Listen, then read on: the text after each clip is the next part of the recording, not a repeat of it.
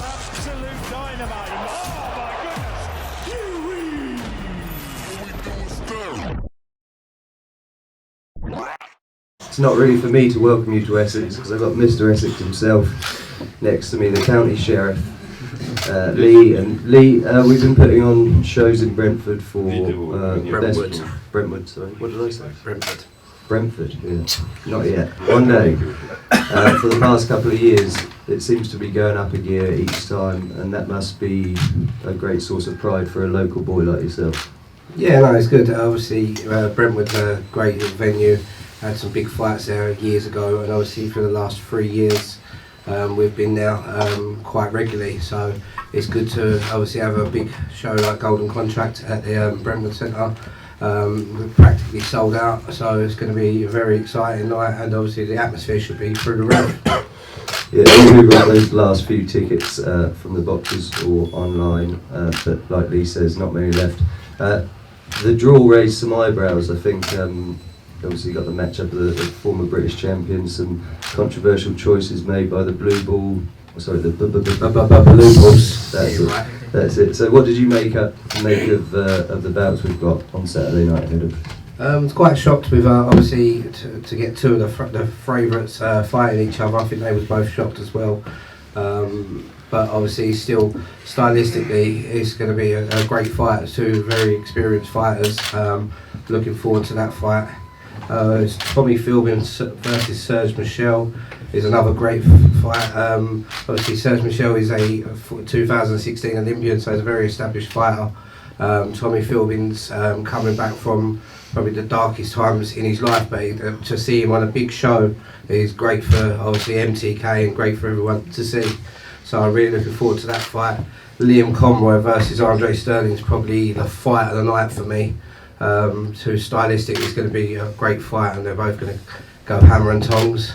And then you've got the big man Stephen Ward defending his WBO European title against Ricard Bolotniks, who's just had a massive win out in where was it, bro? I think it was Latvia.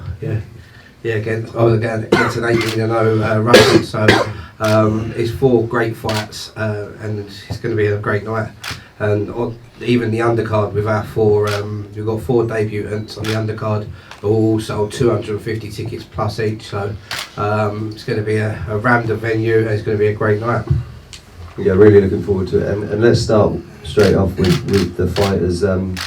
Mentioned Tommy Philbin there, who's a late addition, but as with the drama when it comes to these draws, he actually ended up drawing blue ball number 1, which is a gift and a curse. He's unbeaten and from Scotland, and like all the fighters at this table, he leapt at the chance to change his life starting on Saturday night. So Tommy, tell us a bit about how the call came and what was your reaction to it when you realised you're going to be in this massive tournament?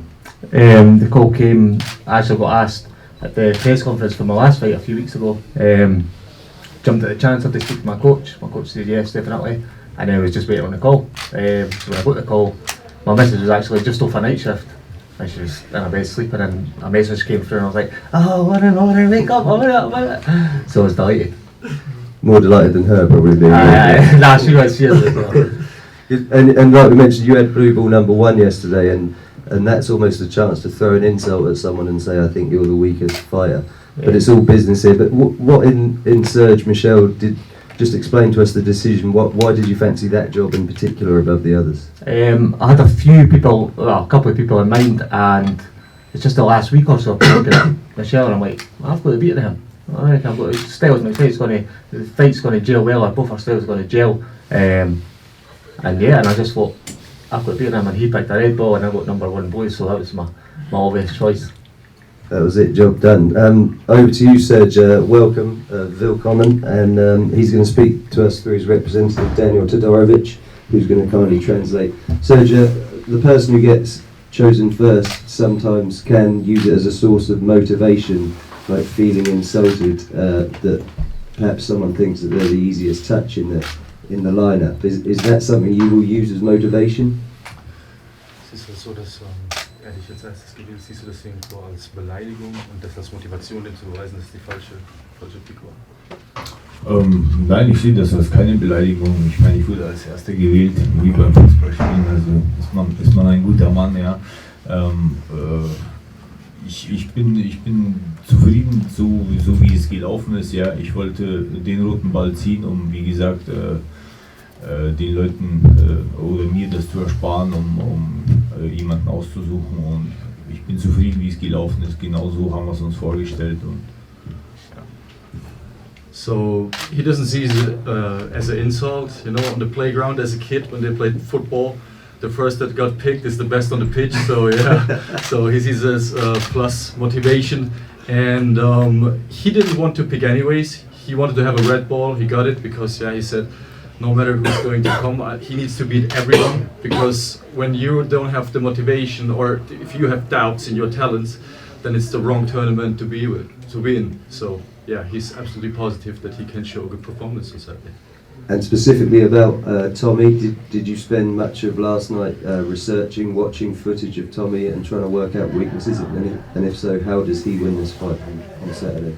Hast du jetzt gestern Abend nochmal überlegt, wie du dich schlagen kannst, dir nochmal Kämpfe angeschaut von ihm und dir Gedanken darüber gemacht, wie der Kampf am Samstag ausgehen kann?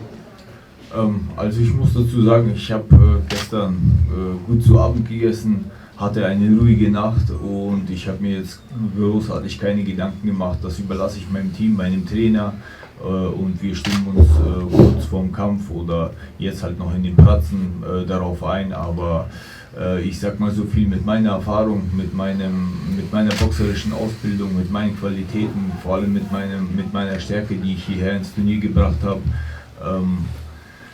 Sehe ich keinen, der mich hier schlagen kann. Und von daher bin ich siegessicher und gehe siegessicher in den Kampf morgen. So no, actually he didn't saw any footage of him because he relies on his coach and his team. He had yesterday proper meal, good big plate of pasta. So he's ready. The weight is good. He sleep good. And he's looking forward to it, and he's ready to beat everyone with his pedigree and with his new strengths, with his new team. He's super motivated to show that he's the best man here in the tournament. Superb, danke. So we look forward to seeing that, an Olympian against an unbeaten Scotsman tomorrow night. On to the second fight, as we mentioned earlier, I think Lee mentioned it, two former British champions. I think while the draw was unfolding, I certainly didn't have an eye on this being a possibility, but then once the third pick was made, it was like, oh, who's left? Oh, the two British champions are facing each other. So we're going to start with Bob. Bob, perhaps slightly a forgotten man, I think you said in an interview the other day, but the talent's always been there. Everyone says you're an absolute nightmare to face. I guess Saturday's a big chance to remind people of that talent. Yeah, talent's there undoubtedly, in it. Always has been. So just looking up, putting a good performance on Saturday and getting the job done. What do you know about Jose? There seems to be quite a sort of, you've been smiling and laughing with each other about this quite a lot. Yeah, I mean, I didn't expect to draw him in the first round. Obviously, former British champion like myself picked up the belt after I vacated it. But yeah, I mean, I've known about him for a while. I've been around the circuit, at the same sort of time where I've been, when I was champion, and then he was, above and under the surface. So I've known about him. Good fighter. Good fight. Everyone here is good fighters. Everyone's here off merit, and styles make fights. But I'm confident in my own ability. Hosea, the hammer also been slightly inactive, avoided and ducked, perhaps, as you said the other day. Again, it's sort of a similar chance to blast your way straight back onto the scene in style, starting on Saturday. Yeah, it's a good opportunity to get back in there, get back in the mix. I think it's going to be a boring fight. Me and Bob, we're both quite awkward, quite. We're in the Who Needs Him club, me and Bob. That's why we've been so inactive throughout the last couple of years. We're hard to beat. It's a shame that we did get drawn against each other, but I'm up to the task, and I think I'm the best boxer in the tournament. So it's just one of them things. It's boxing. It definitely is boxing. Wily, skilled, both of you, but judging from a recent interview, you said maybe you'll be the fresher fighter and that Bob's perhaps past it. Is the game plan therefore to sort of tire him out and land what you call the hammer on him later on? Well, I know Bob's going to be fit. He's always has been fit. But I do plan on putting the hammer on him. I've been wanting this fight for a long time. When he was the British and Commonwealth champion, he was fighting in Leeds one time, and his opponent couldn't get a visa. And I just boxed in Newcastle that night, and I said, yeah, I'll take that fight, because Eddie was looking for an opponent. I said, yeah, no problem, I'll take that fight. But one reason or another, the fight never happened. That was a good few years ago. That's it really. It's a fight I've wanted for a while. Just didn't think it was going to happen first round of the tournament, but I was confident that was going to happen at some time in the tournament. So yeah, that's it really. Brilliant stuff. Well, I think everyone's looking forward to that great clash of styles between two guys who've proved themselves and like we said, being champions of Britain. On to another late addition to the tournament, Andre Sterling. Just one defeat on his record, and that was to the now world-ranked Spider Richards. So Andre, again, a whirlwind few weeks for you, a bit like Tommy Philbin, but you seemed very relaxed yesterday. So tell us about how the call came and your reaction and what you've done since to prepare. Well, I think my trainer tried to, I don't know, but basically my trainer told me there's opportunity in getting in the gold scoring contract. Are you up for it? Yeah, and he sent me the links, searched at the fight, looked at the fighters that was in it, saw their records and everything. I thought it was a very good and fair opportunity for me to get some exposure and obviously get to win the contract. So I said, yeah, I'll take it. You could have picked Hosea, but you did choose Liam. What led you to make that decision, and what research did you get done last night? Really, I don't really have a reason why I chose. What's his name? I forgot his name. What's his name? Liam Conroy.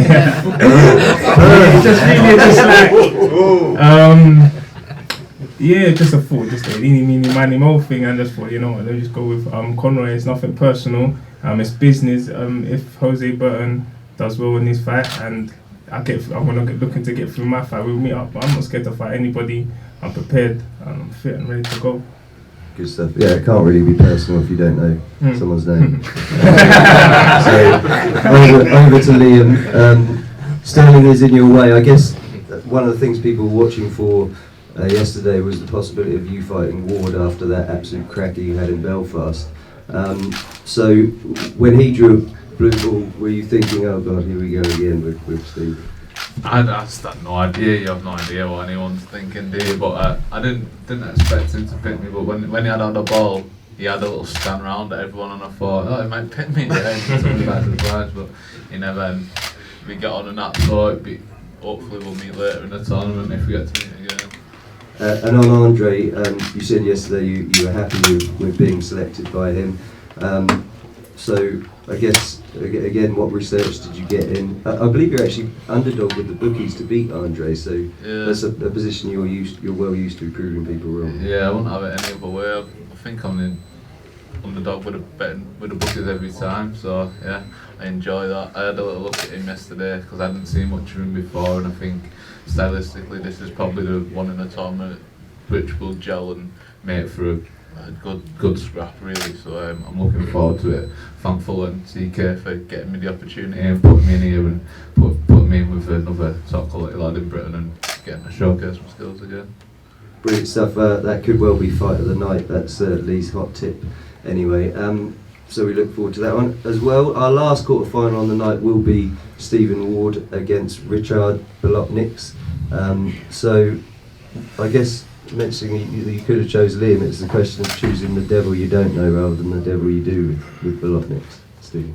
Yeah, I think so. I think going into the tournament there was no fighter that I was gunning for, to be honest. I think it's silly using energy to do that because you don't know what ball you're going to get or who you're going to get. Just stood up and went with a gut feeling. Had a couple of hesitations on who I was going to pick, but yeah, happy with who I got.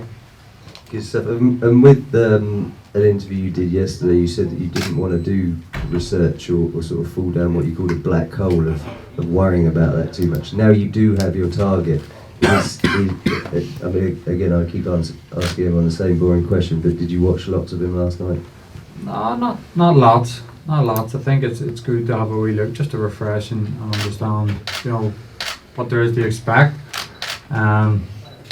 But not loads. I think the main thing comes from the coach and the team I have around me. I think, to reiterate someone else, I think was Sergey said it, you know, when I'm back in the corner relying on the information they give me, I'll be happy enough. Good man. And on to Richards. I believe the actual highest ranked contender in this competition, certainly on box ranked 22nd in the world, largely due to a fantastic victory over someone Lee mentioned, the Russian Ekimov.